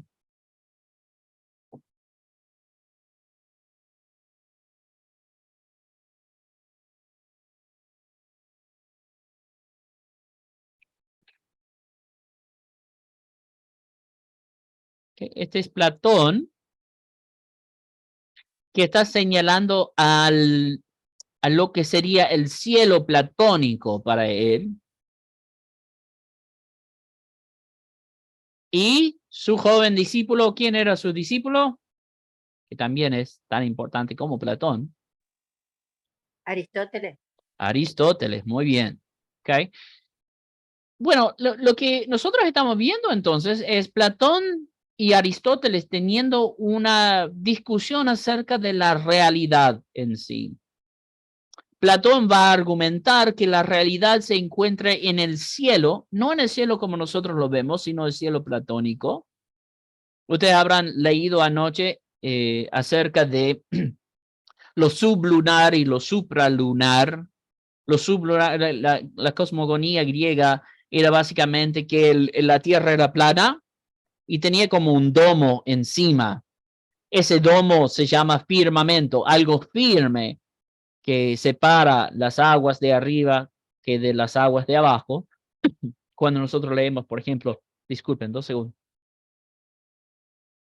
Cuando nosotros leemos en Génesis capítulo 1 acerca del firmamento, estamos hablando de una cosmogonía muy similar, ¿no?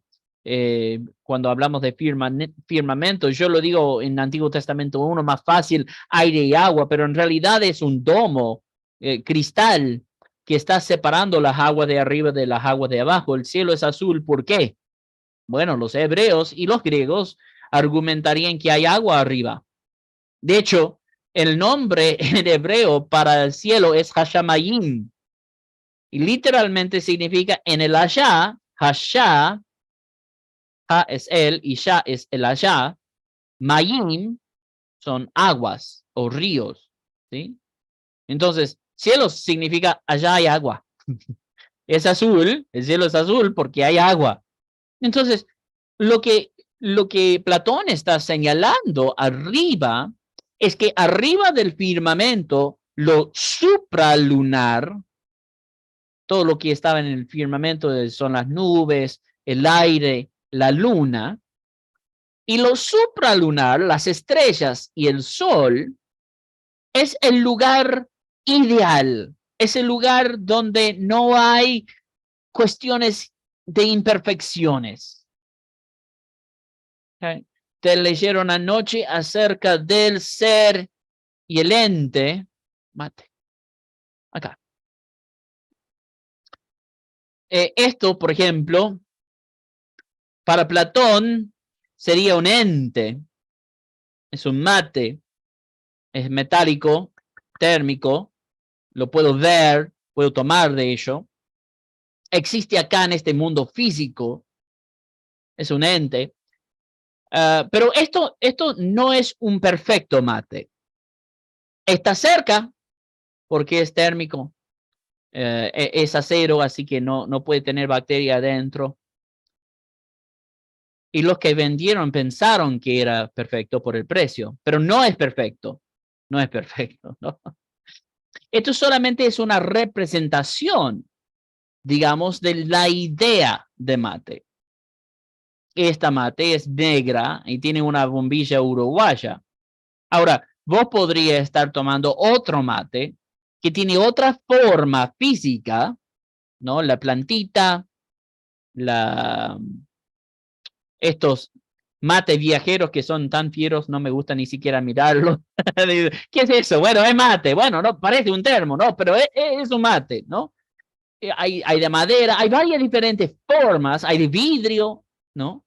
Pero todos cuando nosotros lo miramos, nos damos cuenta que es un mate. Pero nos damos cuenta que es un mate no porque sabemos exactamente la esencia de ese ser, sino que nosotros hemos experimentado tal vez en el mundo de las formas que es un mate y acá tenemos diferentes representaciones. Okay. La idea de las formas o el mundo ideal o el cielo platónico, todos estos términos son sinónimos en la filosofía, en la metafísica platónica, que para Platón señala la realidad real. Entonces, regresemos a la caverna. Esto es sombra. El ente es sombra. Esto no es real. Esto es una representación nada más de realidad. Es un ente. El ser del mate existe en el cielo platónico, en el mundo de las formas, en el mundo ideal. Entonces, para Platón, la realidad es más allá de lo físico, es metafísico.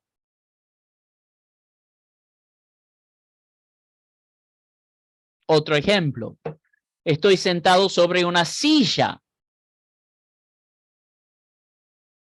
Ahora, no me gusta mucho esta silla. Es de madera, de cocina, ¿viste? Estos rectos que hacen doler los pompis y la espalda, ¿no? Hay otra silla de oficina que sería genial, monumental.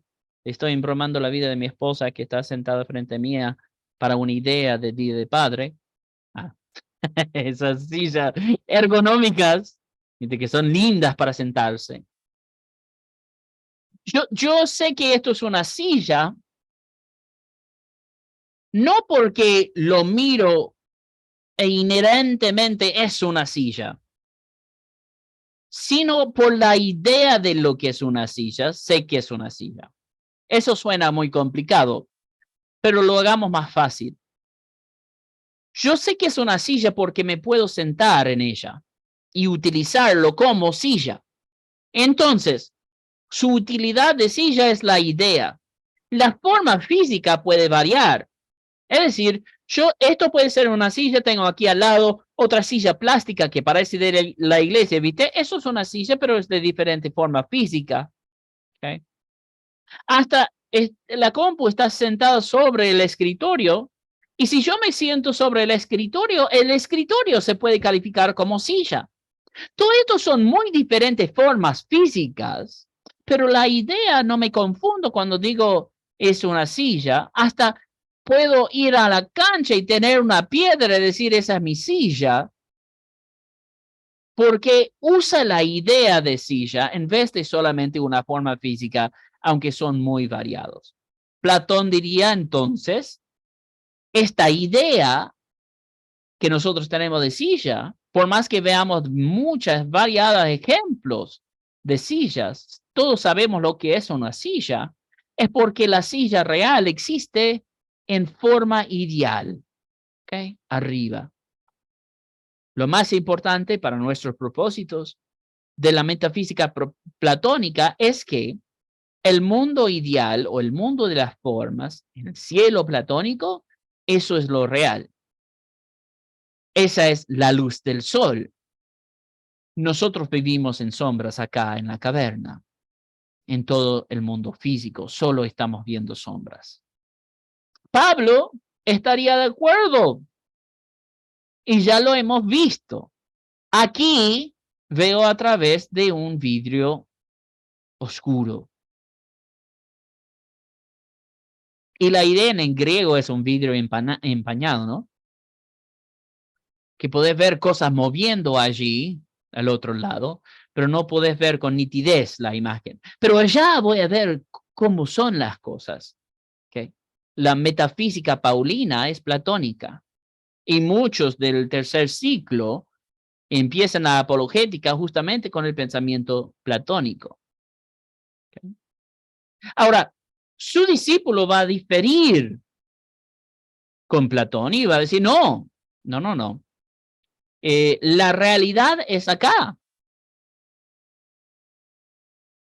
Las ideas son sombras, son generalizaciones, son cosas efímeras que no existen en realidad.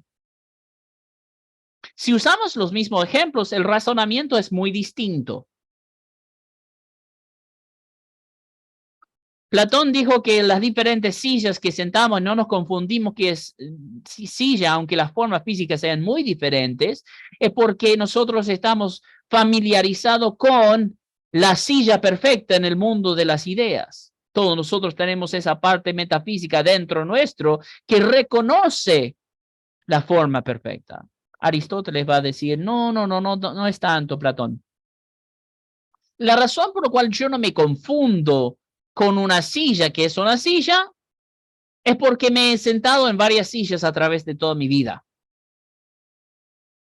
Y estoy familiarizado con la idea de sentarme porque me he sentado varias veces en mi vida. Y aun cuando hay un nuevo objeto que tal vez nunca haya experimentado en mi vida, yo también lo puedo convertir en silla porque estoy tan familiarizado con el proceso de sentarme y que es una silla acá.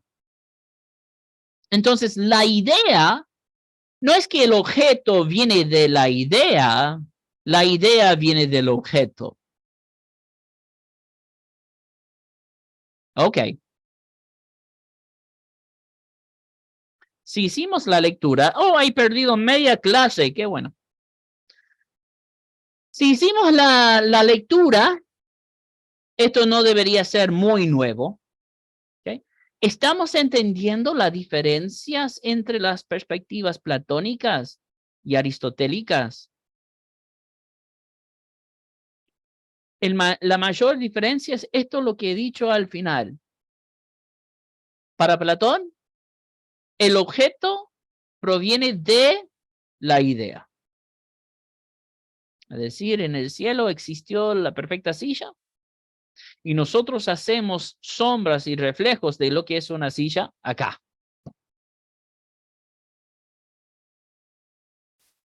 En el cielo existió un perfecto Cris, pero acá están viendo una sombra de él. Hubo una perfecta Natalia y hay una perfecta Natalia en el cielo. Natalia, ¿usted está casada? Sí. Ok. Puede decir a su esposo esta noche, según Platón, hay una Natalia perfecta. Pero vos tenés que llegar al cielo para verla. Porque acá nosotros somos sombras. Lo que estás viendo acá es un ente, pero allá en el cielo platónico, la idea es perfecta. Para Aristóteles, la idea de una Natalia perfecta no existe. Es solamente una proyección de los mejores aspectos de Natalia aquí.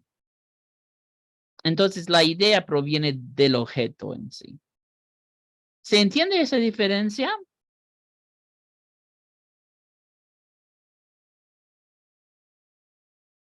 Hablen ahora o cállese para siempre.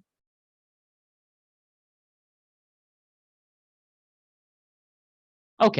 Es necesario que nosotros podamos entender esta diferencia para poder seguir con el pensamiento filosófico.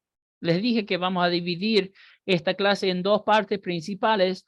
La primera parte es lo filosófico y la segunda parte es la científica. Y lo podemos aplicar a lo que estamos hablando aquí. Lo metafísico, lo del alma, de la mente, de una vida más allá de la muerte, va a tratar más acerca de Platón. Entonces, la metafísica filosófica que nosotros vamos a investigar es platónica. Mientras que la segunda parte, la ciencia, va a ser más física o aristotélica. ¿Cuál es el objeto en sí, entonces, que estamos estudiando? La vida real de aquí y ahora.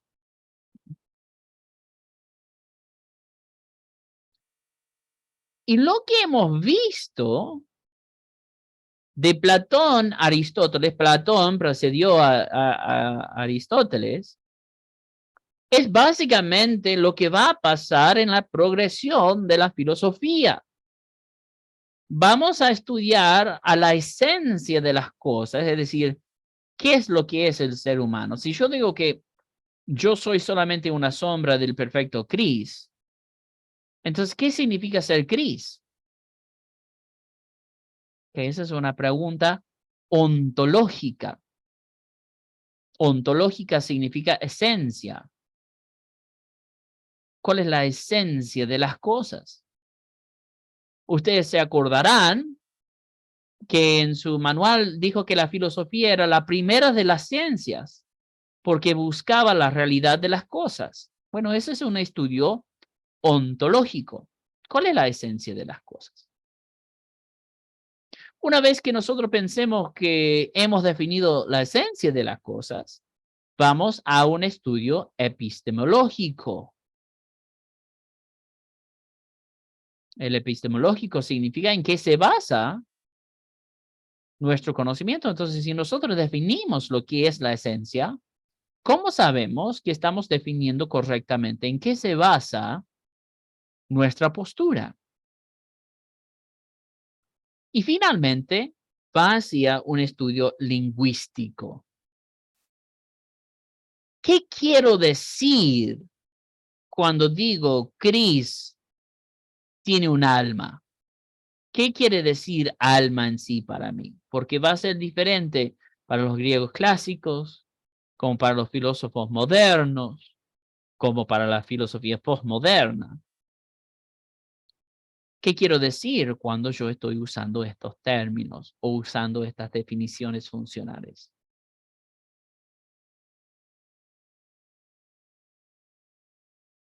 Entonces, cuando nosotros vemos esta filosofía, básicamente vamos a hacer dos grandes preguntas ontológicas. ¿Qué quiere decir ontológica? ¿Qué dijimos que era ontología o ontológico? La esencia. ¿Ok? Dos grandes verdades de la esencia del ser humano. Recuerden, nosotros empezamos ya habiendo puesto las bases filosóficas, habiendo puesto esto, nosotros vamos a partir desde el principio antrópico, es decir, desde el ser humano, definiendo al ser humano. Hay dos grandes preguntas ontológicas o de su esencia. Y estos son, ¿de dónde venimos? ¿Y a dónde vamos? Ahora, si yo me quedo con una perspectiva aristoteliana o aristotélico, es decir, todas las cosas son reales acá, entonces estas preguntas metafísicas son muy fáciles de responder. ¿Okay? ¿De dónde vengo? De la unión sexual entre mi madre y mi padre. Pero eso es lo que estamos preguntando cuando decimos ¿de dónde venimos? ¿A dónde vamos? A la tierra, de polvo sos, al polvo regresarás.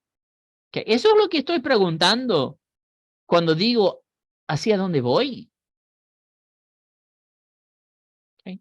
Cuando nosotros preguntamos de dónde vinimos, nosotros estamos preguntando si hay una causalidad, no solamente de mi vida en personal, aunque eso es implicado con la pregunta, sino el ser humano en sí como especie. ¿Hubo una causalidad? ¿Hubo una causa?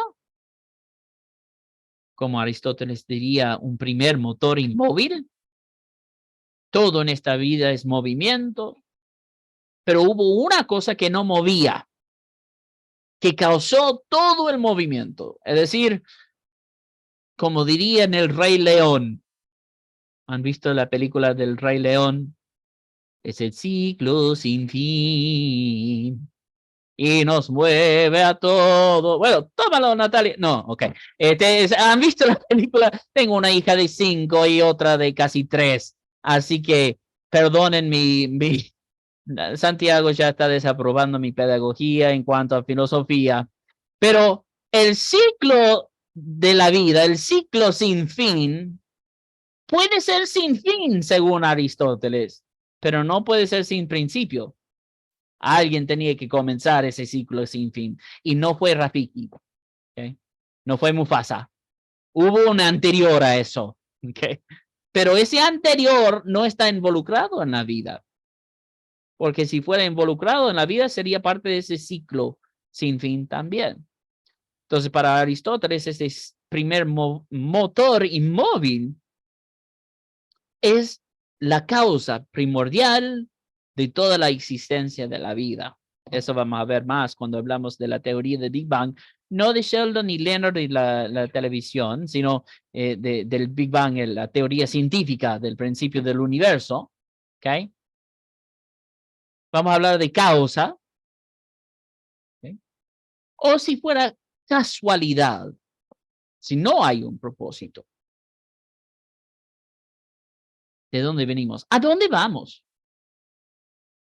¿A dónde vamos? La metafísica ahí involucrada habla de teoría de identidad. ¿Quién soy yo en realidad? ¿Qué soy? Porque si soy solamente cuerpo, sin nada más, ¿a dónde voy? Voy a la tumba. Todos morimos. ¿Cuál es mi propósito? Si es casualidad que yo exista, no tengo propósito. Puedo ir fácilmente al nihilismo, que nada significa nada. Nihilo, del latín, que significa nada. Entonces, estas preguntas ontológicos nos van a exigir una respuesta no solamente ontológica, porque mira, yo le puedo dar una respuesta ontológica, metafísica, que satisface las preguntas ontológicamente en este momento sin ningún problema. ¿De dónde venimos? Dios creó el cielo y la tierra. ¿Cuál es mi propósito? Glorificar a Dios. ¿A dónde voy? Si elijo a Cristo, voy al cielo. Si no, voy al infierno. ¿Por qué? Porque mi alma va a ser redimido por la sangre de Cristo y voy a vivir eternamente en el cielo por esa decisión. O por negarlo, voy al infierno. Eso ontológicamente me satisface todas mis preguntas. Pero naturalmente, cuando nosotros hacemos una pregunta ontológica, nos dirigimos hacia la epistemología. Y la pregunta que tenemos es, ¿y cómo lo sabes? Natalia, perdón, solamente es que estás aquí debajo de mí en la cámara, no estoy tratando de embromarte la vida, pero te veo. Natalia, ¿vos vas al cielo? Sí, creo que Amén. sí. Amén. Sí. ¿Y cómo lo sabes? Porque recibí a Cristo. Okay. ¿Cómo sabes que hay vida después de la muerte?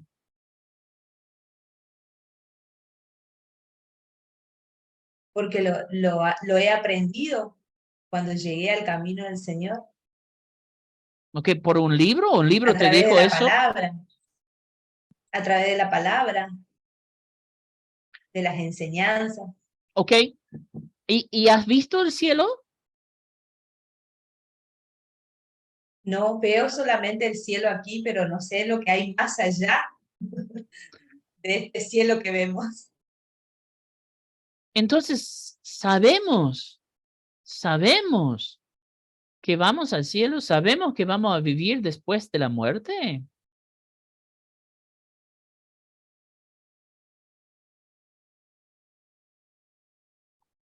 Que esa es una pregunta epistemológica. No estoy preguntando a dónde vas, pero ¿por qué estás convencida que vas a ir al cielo? Y no estoy tratando de sembrar duda en la Biblia. Solamente estoy haciendo preguntas epistemológicas en qué se basa tu conocimiento. Porque ninguno de nosotros hemos muerto, creo. Yo no, ¿no? ¿Qué es morir? ¿Cómo se siente? ¿Cómo será? Grandes preguntas a las cuales yo no tengo la respuesta porque no lo he experimentado. ¿Y hay vida después de la muerte? Que vamos a ser sinceros, ninguno de nosotros lo sabemos. Lo creemos, que es diferente a saber. Porque Pablo dice, si vos ves algo, no hay necesidad de tener fe, porque ver no es fe. Si tenemos con certidumbre que es así, entonces no creemos ya, estamos observando. Entonces la pregunta epistemológica sucede naturalmente después de la respuesta ontológica. Voy al cielo. ¿Por qué? Porque tengo a Cristo. ¿Y cómo sabes que hay vida después de la muerte? ¿Existe la vida después de la muerte? Ahora, yo les dije, y lo único que estoy tratando de hacer con estos ejercicios es mostrarles la progresión filosófica. El estudio ontológico, epistemológico y ahora lingüístico. Porque especialmente desde la filosofía postmoderna, Esta pregunta es absurda, es completamente absurda, es ridícula. ¿Por qué? ¿Existe la vida después de la muerte? Y claro que no. No, de uno. Sin ni siquiera, yo te puedo decir ontológicamente sin epistemología acá. ¿Por qué? Porque lingüísticamente es incompatible decir que hay vida después de la muerte. La muerte es el final de la vida. ¿Hay más vida después de que terminó la vida? Pongamos en otro ejemplo. A mí me gusta la torta de chocolate. ¿A quién no le gusta la torta de chocolate? A todos nosotros nos gusta la torta de chocolate. Y si a vos no te gusta la torta de chocolate, estás desaprobado. Pero, digamos, a mí me gusta mucho la torta de chocolate. Digamos que compramos una torta de chocolate y yo de gordo nada más, me pongo una tarde a comer y a comer y a comer y a comer. Una pregunta. Cuando yo termine de comer la torta de chocolate, ¿hay más torta de chocolate?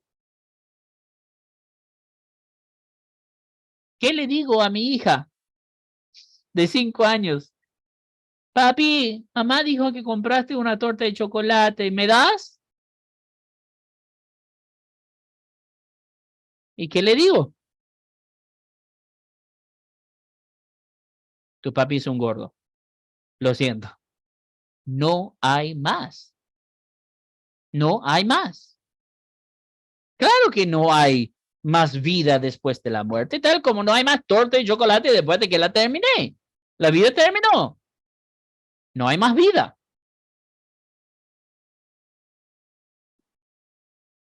Entonces hemos de definir nuestros términos. Yo puedo decir, claro que no, porque lingüísticamente se es condicionado por las mismas definiciones, la muerte y el final de la vida. Entonces, ¿hay más vida después del final de la vida? No, obviamente, eso es lógico, tenés razón. Pero yo no defino la vida y la muerte de la misma manera que vos lo definís. Porque la muerte para mí no es el final de la vida. Yo podría decir que la muerte es la separación de mi parte física con mi parte no física. ¿Y qué quiero decir con eso? Bueno, esto es dualismo versus fisicalismo. El dualismo es una filosofía metafísica que propone que el ser humano es compuesto de una parte material o físico, mi cuerpo, y una parte inmaterial, alma, psique, mente, espíritu, llámese como quiere, una parte que no es material, que no se puede observar. Entonces, si yo defino la vida de esta manera, aunque pueda experimentar la muerte física, no significa la destrucción de mi vida, significa la destrucción de esta parte material.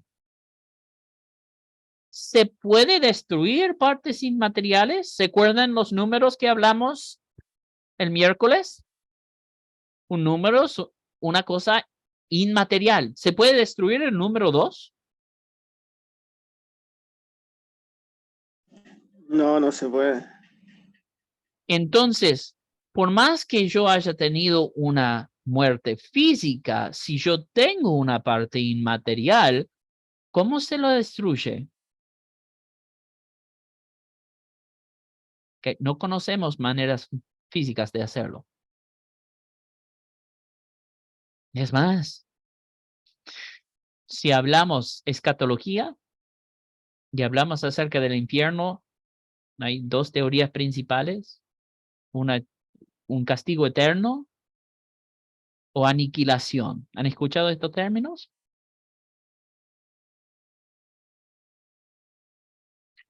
Algunos creen que las almas que no han aceptado a Cristo van a quemar por siempre en el fuego eterno, sin descanso. Y otros creen que el alma será destruido en el infierno. Pregunto, si nosotros creemos en el dualismo, ¿cómo se le destruye un alma que es inmaterial? Medio difícil. Ok, esa es una perspectiva metafísica, lo que hay detrás de la física. Ok. Entonces, si uno me dice, no hay vida después de la muerte, obvio, la muerte es el final de la vida, voy a decir, para. Ahí discrepamos. Yo creo que la muerte es la separación de la parte física de nuestra parte inmaterial. Vos sos dualista. Sí, claro. Bueno, yo soy fisicalista. ¿Qué dice fisicalista? Bueno, el fisicalismo es una metafísica monista de uno. No somos dos partes, somos uno, que propone que el ser humano es un ser únicamente físico. ¿Ok? Entonces, si vos sos fisicalista, obviamente, si tenés una muerte física y solamente sos físico o material, entonces eso es el fin de tu vida. No hay argumento ahí. No tengo problema. Tenés razón. Si somos solamente una parte física y los fisicalistas dicen, bueno, la muerte es el final de la vida, tenés razón, no hay argumento ahí. El problema es que el cristianismo históricamente ha concordado con la filosofía dualista en su sentido metafísico. Es decir, nosotros como cristianos creemos que tenemos cuerpo y alma. Es más, nosotros lo vemos en Génesis capítulo 2. Dios formó a Adán del barro y ¿qué hizo? Sopló en sus narices. Ese soplo es un soplo inmaterial porque Dios no contiene aire en sus pulmones. El aire existe en el universo y él es fuera del universo. Entonces, cuando él sopla en el ser humano, le está dando parte de él adentro de esa vasija de barro, ¿no? Adán es formado con ese barro y recibe el soplo divino, recibe ese soplo en su nariz y llega a ser Nefesh Hayá en el hebreo, un alma viviente, un alma viviente. ¿Okay? Esta es la parte inmaterial que nosotros vemos desde la palabra de Dios. ¿Okay? Pregunto. El tema con lo inmaterial es que no se lo puede observar. Cuando decimos que no se lo puede observar, no estamos diciendo que es invisible. Eso tuvimos un poco de confusión la clase pasada. Dijimos, bueno, el aire. Bueno, el aire no se lo ve, pero no es que no se lo puede observar. Se puede sentir a través de nuestro tacto, el aire. Entonces, a través de un sentido empírico, nosotros sí podemos observar el viento, por más que no lo podemos ver. Una cosa inmaterial no se lo puede observar. Es decir, no se lo puede ver, no se puede oír, no se puede oler, no se puede gustar, no se puede tocar. Entonces, ¿cómo podríamos saber que existe el alma? Fíjense lo que acabamos de hacer. Dijimos que la progresión filosófica es ontológica, epistemológica y después lingüística. Nosotros recibimos un problema lingüístico diciendo, hey, la muerte es el final de la vida. Decimos, no, discrepamos con tu lengua porque nosotros nos definimos ontológicamente como dualistas. Un ser material, cuerpo, e inmaterial, alma. Y ahora nos encontramos con una pregunta epistemológica. ¿Cómo podríamos saber que existe el alma?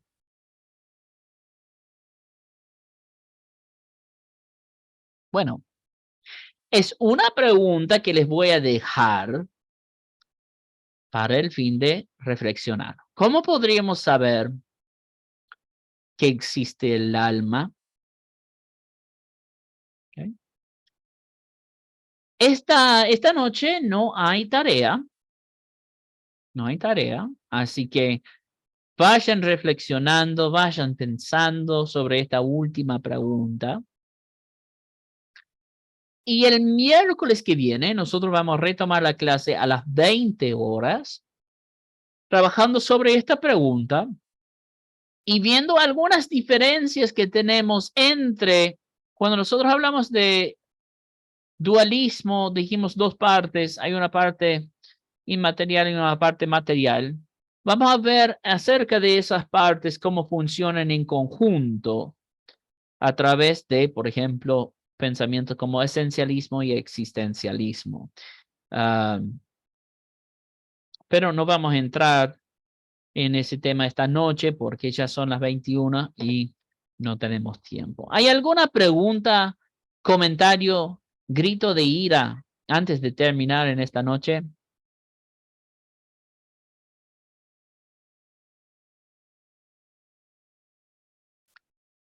Nada.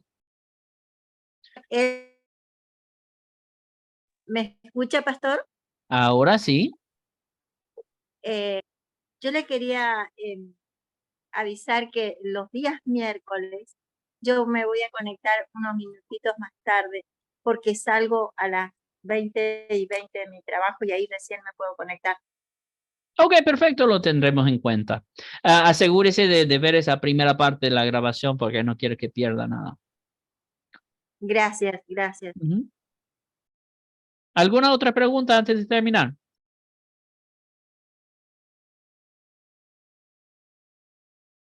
Ok. No, pastor. Perfecto, Jorge. Pastor, Sí.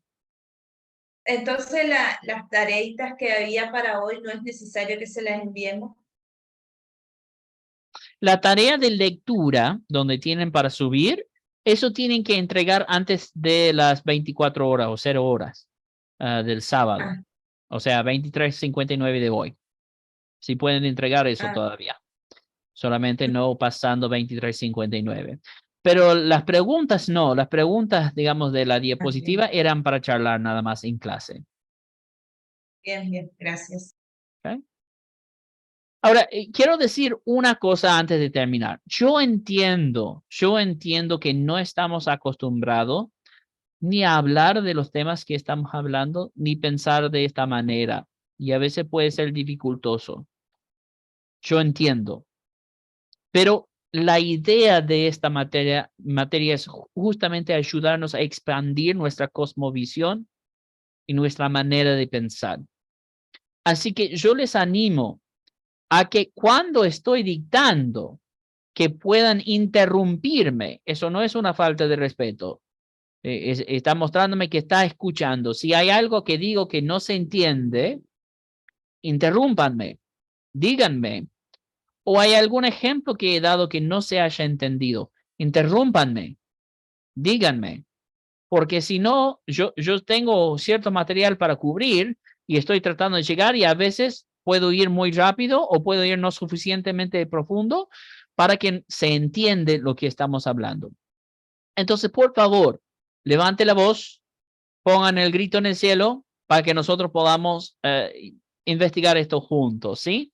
Y la otra cosa, solamente un consejo práctico, es que revean las clases. Porque cuando lo estamos escuchando por primera vez, a veces es dificultoso, ¿no? Cuando nosotros lo escuchamos segunda vez, tal vez se puede procesar mejor. Pero cualquier cosa, pregunta que ustedes tengan, por favor, pónganlo en el grupo. No hay ningún problema. Nosotros estamos para eso. Así que estoy abierto para escuchar sus preguntas, comentarios, quejas. Yo solamente estoy pidiendo que entreguen la tarea por el Google Classroom por las cuestiones de no perder sus documentos que están enviando, ¿ok? Así que no sientan que no me necesitan escribir o no me pueden escribir. Estamos para eso, para servir, ¿ok? Así que yo les agradezco su asistencia, su participación. Si no hay ninguna otra pregunta, entonces nos despedimos. Que tengan un hermoso fin de semana en su culto, que sean llenos de la presencia del Señor. Y Dios mediante, el miércoles que viene a las 20 horas nos estamos viendo de vuelta. Bendiciones. Bendiciones, pastor. Bendiciones. Bendiciones. Bendiciones.